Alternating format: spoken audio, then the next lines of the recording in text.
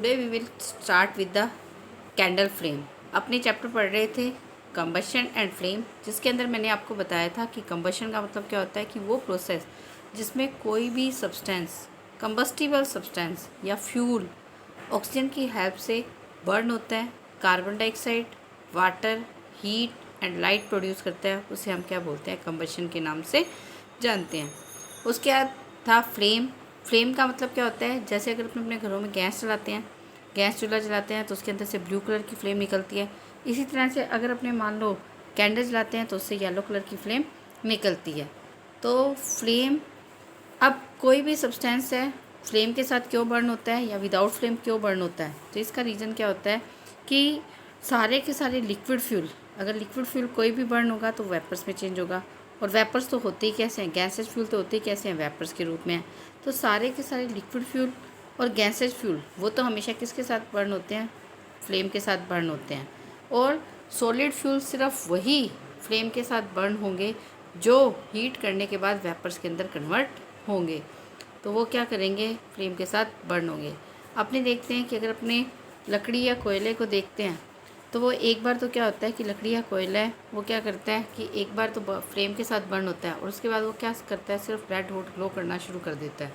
तो इसका रीज़न क्या होता है कि जो लकड़ी है यानी वुड है या कोल है, कोयला है, वो दोनों ही प्लांट से ऑब्टेन होते हैं। और प्लांट के अंदर 90% क्या होता है, वाटर होता है। तो वाटर है, थोड़ी सी हीट पाएगा तो वेपर्स में चेंज होगा। तो इसलिए जब भी अपने लकड़ी या कोयले को जलाते हैं तो एक बार वाटर वेपर्स में चेंज होता है। जब वाटर वेपर्स के अंदर चेंज होता है तब वो क्या करता है कि फ्लेम के साथ बर्न होता है।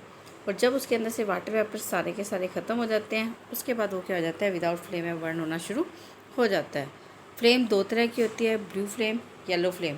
ब्लू फ्लेम कब होती है, जैसे अपने गैस लाते हैं तो ब्लू फ्लेम होती है, क्योंकि ब्लू फ्लेम क्या होती है, जब भी कोई फ्यूल है कम्प्लीटली बर्न हो जाता है, यानी जब उसको ऑक्सीजन की पूरी सप्लाई मिल जाती है, वो कम्प्लीटली बर्न हो जाता है, तब वो क्या करता है कि हमेशा ब्लू फ्लेम के साथ क्या होता है, बर्न होता है। और अगर उसको प्रॉपर ऑक्सीजन की सप्लाई नहीं मिलती है तो वो पार्शली कम बर्न होता है, और पार्शली बर्न होकर वो क्या करता है, येलो शूटी फ्लेम के साथ बर्न होता है।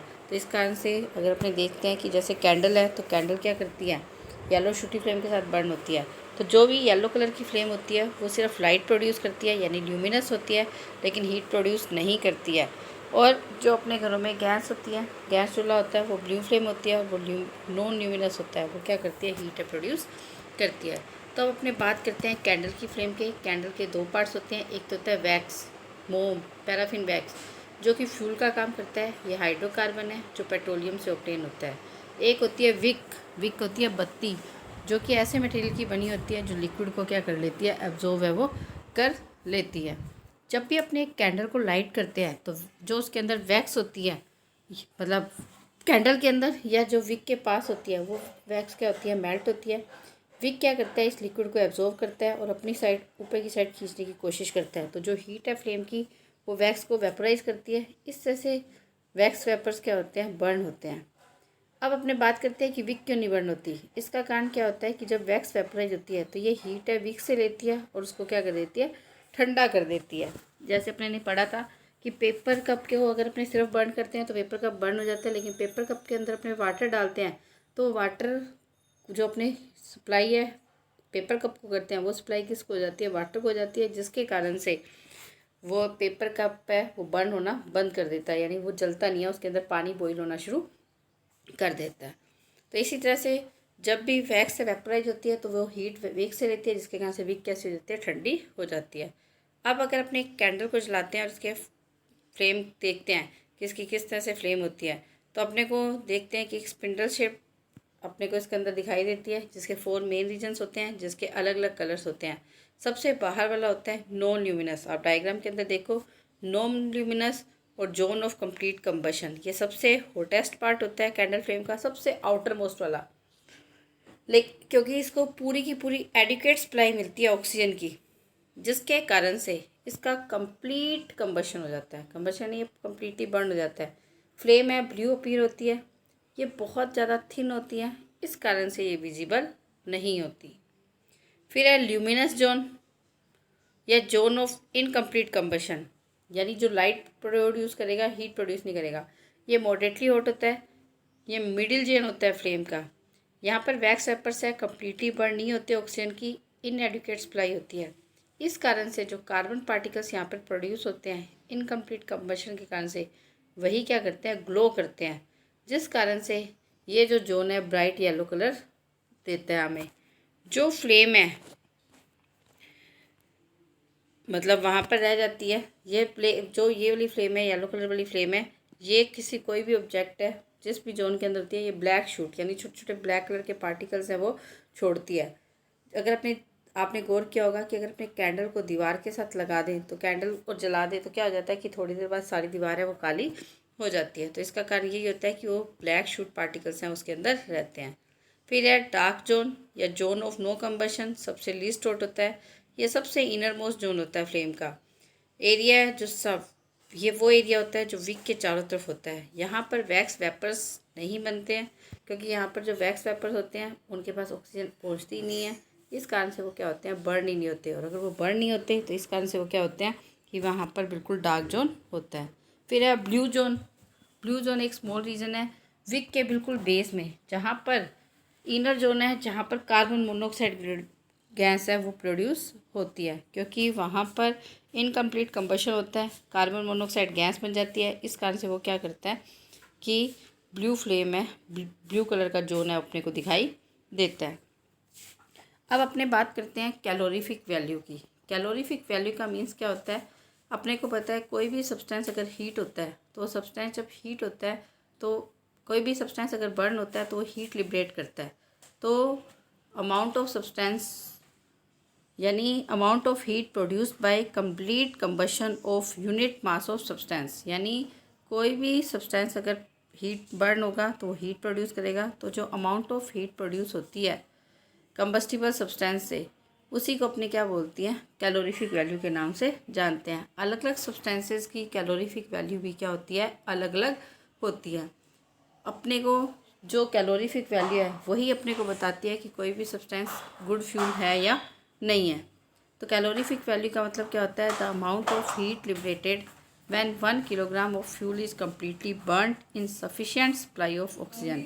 यानी जब 1 किलोग्राम फ्यूल है कम्प्लीटली बर्न होता है सफिशिएंट सप्लाई ऑफ ऑक्सीजन के अंदर, और उसके कारण से जो हीट एनर्जी प्रोड्यूस होती है उसको हम क्या बोलते हैं, कैलोरीफिक वैल्यू बोलते हैं। जितनी ज़्यादा कैलोरीफिक वैल्यू होगी फ्यूल उतना ही ज़्यादा अच्छा होगा। जैसे काउडंगे यानी जो गाय का गोबर होता है उसके अपने पाथियाँ उपले जो भी आप लोग बोलते हैं थापियाँ बनाते हैं, उसकी कैलोरीफिक वैल्यू सिर्फ होती है 7000 किलो जूल पर केजी। वुड की 17,000 to 22,000, कोल की 25,000 to 30,000। इस तरह से घरों में अपने घरों में एलपीजी हो जाता है, इसके अंदर 50,000 किलो जूल पर किलोग्राम। मीथेन की 55,000 किलो जूल पर किलोग्राम। और सबसे बेटर होता है, सबसे बेस्ट होता है हाइड्रोजन, जिसकी होती है 150 किलो जूल पर किलोग्राम। तो ऐसा यूनिट है कैलोरीफिक वैल्यू की क्या होती है, जूल पर किलोग्राम होता है, लेकिन अपने कॉमनली इसको क्या यूज़ करते हैं, किलो जूल पर किलोग्राम। जैसे अपने कोई सामान लेने जाते हैं, मार्केट से सब्ज़ी लेने जाते हैं तो अपने कहते हैं ना 2 kg आलू दीजिए। अगर अपने कपड़ा लेने जाते हैं तो अपने कहते हैं 4 मीटर हमें कपड़ा चाहिए। तो ये ऐसा यूनिट्स होती हैं। तो इसी तरह से कैलोरीफिक वैल्यू की भी ऐसा यूनिट क्या होती है, जूल होती है, जिसको अपने बड़ी यूनिट के रूप में किलो जूल यूज़ करते हैं। साइंटिस्ट हैं इनके ऊपर हाइड्रोजन के ऊपर काम कर रहे हैं, क्योंकि हाइड्रोजन की कैलोरीफिक वैल्यू सबसे ज़्यादा होती है। और अगर हाइड्रोजन बर्न होता है, क्योंकि कोई भी चीज़ है वो ऑक्सीजन की प्रेजेंस में बर्न होती है, अगर हाइड्रोजन बर्न होगा तो हाइड्रोजन प्लस ऑक्सीजन क्या बनाएगा, वाटर बनाएगा। और वाटर है कभी भी अपने एनवायरनमेंट को नुकसान नहीं पहुंचता। कुछ हद तक ये कोशिश कामयाब भी हो चुकी है। ये माना जाता है कि हाइड्रोजन आने वाले टाइम के अंदर क्या होगा, एक्सीलेंट फ्यूल होगा। एलपीजी की भी कैलोरीफिक वैल्यू बहुत हाई होती है, इस कारण से कोई स्मोक भी प्रोड्यूस नहीं होता। इसी कारण से अपने इसका यूज़ क्या करते हैं, अपने घरों के अंदर करते हैं।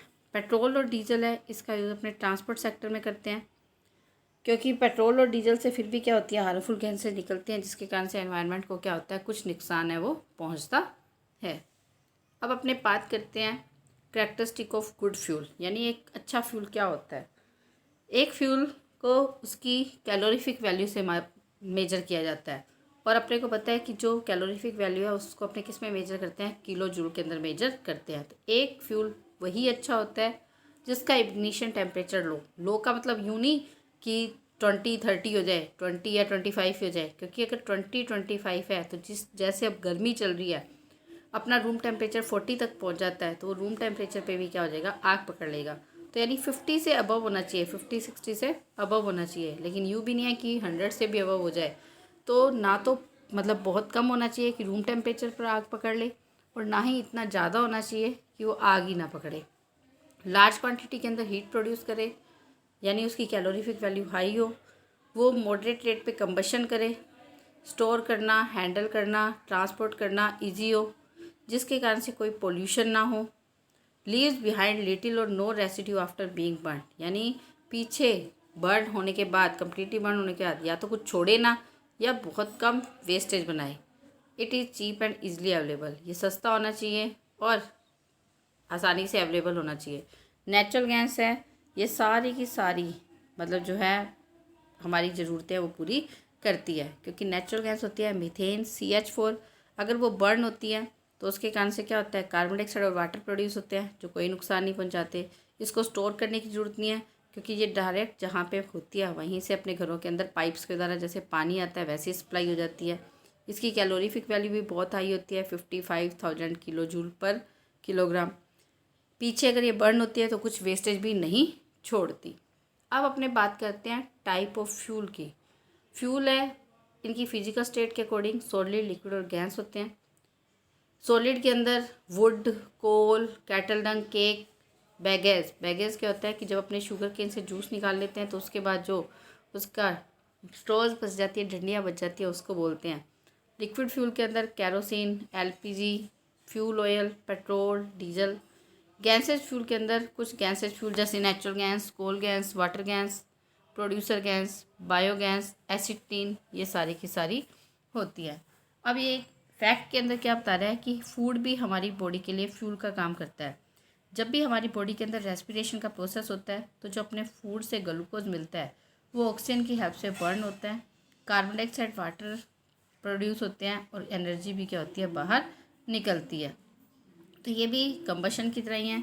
तो इसलिए मतलब इसको अपने क्या बोलते हैं, फूड को भी अपने क्या बोलते हैं, फ्यूल के नाम से जानते हैं। अब अपने पढ़ेंगे impact of burning fuels on the environment, यानी जब ये फ्यूल्स बर्न होते हैं तो उसके कारण से हमारे एनवायरनमेंट पे क्या इफ़ेक्ट पड़ता है।